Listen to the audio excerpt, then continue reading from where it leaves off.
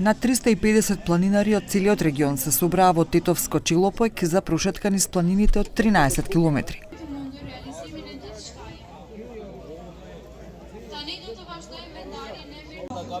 Sot për Çellopekën tonë është ditë e veçantë se kemi misafir nga të gjithë troje shqiptare. Kemi mbi 350 misafir bjeshkatar që vinë në këtë në këtë event i quajtur Marshi promovues Çellopeku 2025. Организацијата ја направи Друштвото на планинари Беса, кои оваа година прославуваат една година од основањето. Учесниците се задоволни и бараат повеќе вакви активности. Ги повикаа младите да се приклучат.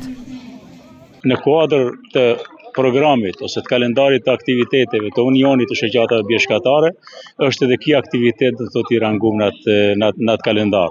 Dhe sot me shumë sukses e realizuam këtë organizim, këtë aktivitet duke u falenderuar nga anëtarët e shoqatës Besa të Çellopekut. Apelojmë te rinia jonë që ata të merren domodin me bjeshkatari, me të gjitha sportet, po sidomos kjo bjeshkataria është edhe më e shëndetshme sepse nuk ka ngarkesë për gjymtyrët edhe organet tona. Është ajri i freskët na përmale zakonisht, është zhvillimi i zemrës, zhvillimi i mushkërive.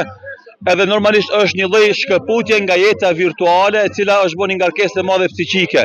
Antar kemi të antarësuar shoqatet tonë 100 antar, por nuk janë aktiv gjithë antarët.